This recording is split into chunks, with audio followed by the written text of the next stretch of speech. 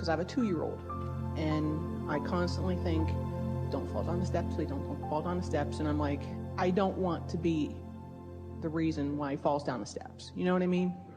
I think it, I don't tell him that. Well, so what we're talking about is power of influence. So we want to ask all of you, do you think that well-being is a more dominant momentum or not well-being? Well-being. Well-being is so dominant, not just a little more dominant, really, really, really, really dominant. Well-being is really, really dominant. So that means that you as an individual or as a species or as a mass consciousness, you can offer quite a bit of lower disc vibration without really upsetting the apple cart much. You don't have much influence on that. In other words, we're not worried about any of you doing anything that takes this earth out of orbit. You don't have the capacity. The momentum is such, you do not have the capacity. There are those who are fear-mongering who would tell you that you are or that you could, but you can't. There is nothing that you can do that could upset that momentum. So in like manner, there is a well-being that is within these little ones that is really, really, really, really powerful. And your influence, while you can influence and you can gradually influence, their well-being is really dominant. Now we know all over the room, all over the planet, in fact, there are challenges to that coming forth as you are thinking maybe about things that are going on with children that don't represent the well-being in the way you all want it to be. But we want you to start with the premise that well-being is the dominant force. And then think of yourself as one who's getting on that disc of well-being and adding emphasis to that, rather than one who's challenging well-being with your unnecessary worry about one thing or the other. Because the power of influence, when there is someone up close to you in your life, and you are tuned into source a lot of the time, meaning you're appreciating and you're looking for reasons to feel good and are finding them, then those who are around you do have a better opportunity of then focusing upon you and finding that vibrational alignment with that as well. In other words, power of influence is a very real thing.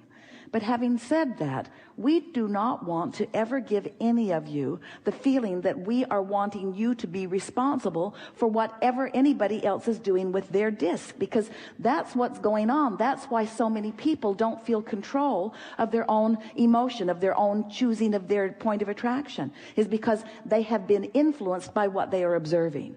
So if we were to say to you, you want to be a really good influencer and you want to make sure that you're always on that disc, that high-flying good disc, so that you don't ever give anybody that you really care about or anybody an opportunity to be influenced by you into something else.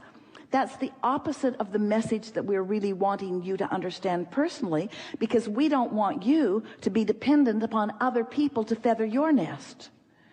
Is that making sense? Yeah. We don't want any of you, especially your children, to be dependent upon what the adults around them are doing. We don't want you to need to be in the gaze of someone's positive expectation in order for you to feel buoyed up and to come into alignment. We want you to be able to find it anyway. We want that for your child too. We think the most wonderful mentoring that you could do for anyone is when you realize that you're not on that good feeling disc, that you make the statement about it. I can tell by the way I'm feeling that I've chosen a point of attraction that's not serving me. Excuse me, I'm going to go off to myself and see if I can't get feeling better. I'm going to stop this momentum. And as those little ones around you are watching you, because they're aware of what disc you're on. Don't you remember when you were children? Don't ask mom now, trust me. This is not a good time. Nothing good is going to come from this. Lay really low. In other words, you know when someone's approachable about something that you want and when they're not. And so the belief that someone else holds your power, which might be true with children and parents, but really no one holds your power. You don't hold the power for your children. No one holds the power for anyone else. You individually hold your own power. So as you are demonstrating to yourself first that you have choices and that you can specifically choose, and you are consistently choosing and gathering momentum and choosing the higher good feeling vibration and allowing the momentum to ensue, before you know it, you will recognize that you are an influencer for well-being. But really, unless when you are able to convey to those that you care about that they get to choose what their point of attraction is, no matter what is going on around them, when you can get that point across, then things will go really well for them.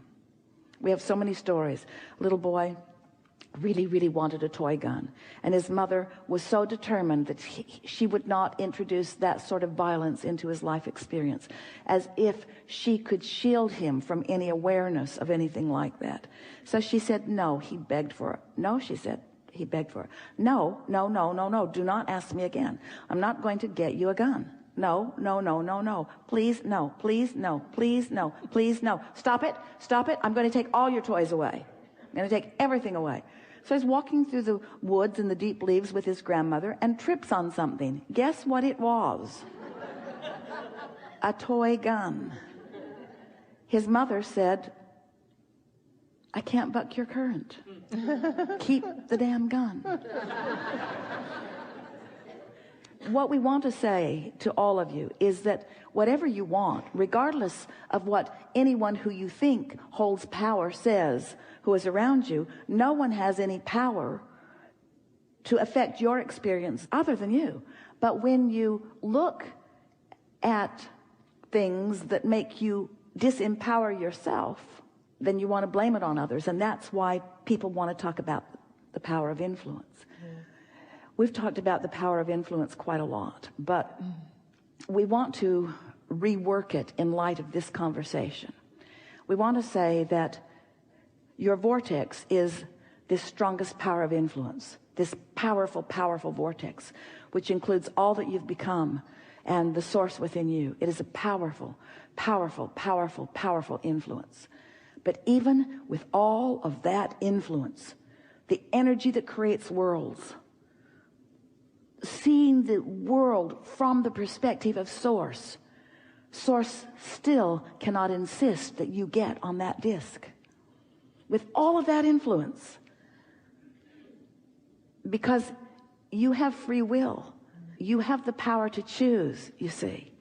And so if you're really wanting to be a mentor or a teacher or an uplifter to those that you love, teach them about their momentum, not about yours. Demonstrate yours, of course, but teach them about theirs, you see. My son has been teaching me. Yeah. I know from your teachings, I'm a newbie. Yeah. That they're closer to source. So, yes. They have that higher momentum going. I told my fiance, I says, we really need to learn from Carson. And he's like, what do you mean? I says, every morning he wakes up singing. I go, I want to wake up singing. Yeah. He's like, let's do it. Why is he waking up singing? Because he's not happy.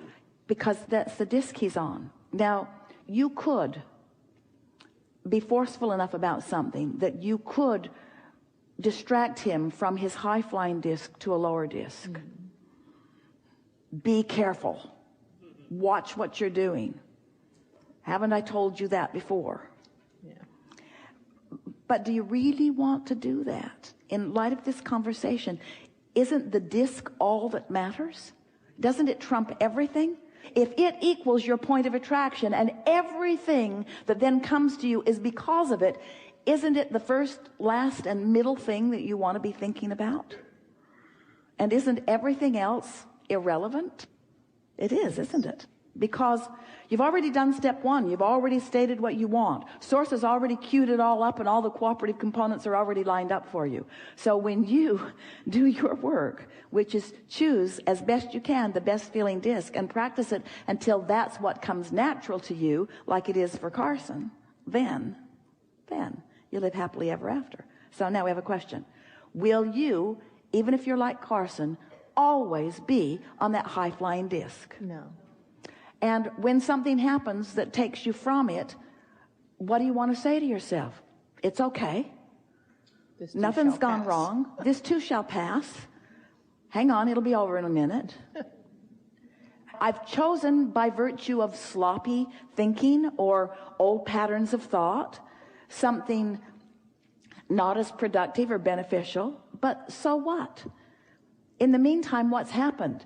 It's sparked my desire to be on that higher flying disc. It's reminding me that I get to choose. Has anything really gone wrong?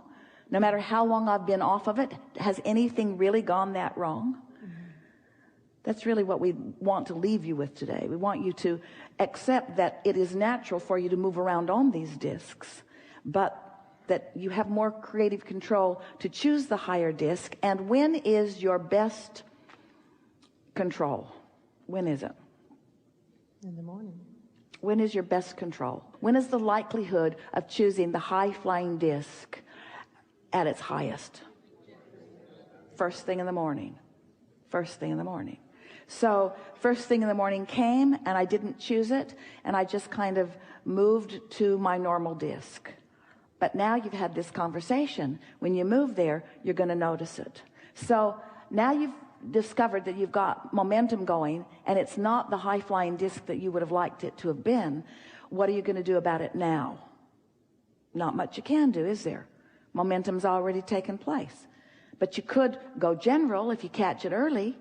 But what's the best thing that you could do for yourself when you realize that you're not where you want to be, that you've got some negative emotion going on? What's the best thing that you could do for yourself when you realize that?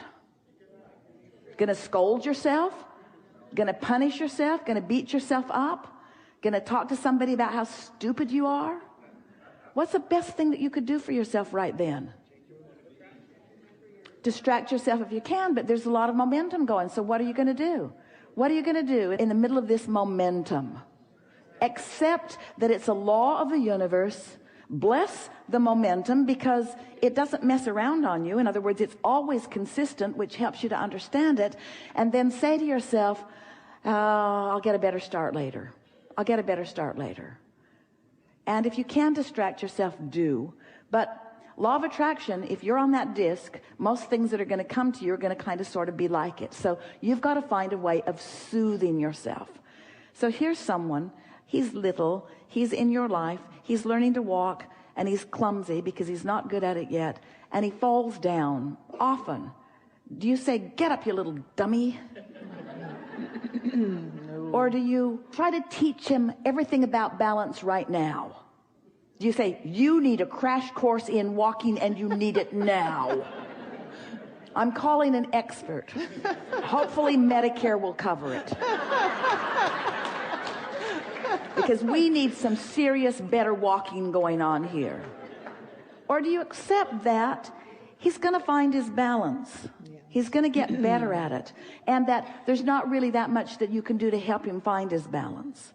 And that's what we want to say to you. You're going to find your balance. You're going to find your balance. Now you know what to do. But don't beat up on yourself. That only adds more momentum to what you do not want. So chill. If we were standing in your physical shoes, we'd have a whole pocket full of tricks for that. Places we would go, maybe someone we would call, something that might distract, some music that you like to hear. Esther sat next to someone on the airplane yesterday. The most beautiful black woman. She sat there with her headphones on through the entire flight, except for some brief conversation that she and Esther exchanged, moving to some music that was really turning her on. She had her eyes closed. She was moving to the music. Esther so wanted to just borrow her earplug. Esther wanted to hear it and move right along with her. It was so beautiful to see. Totally in her own world, totally on cloud nine, totally on that high-flying disc, totally in love with life, totally distracted from everything else in her world, totally involved in something that was taking to her a very high-flying, good-feeling place, you see. Get some of those things in your pocket.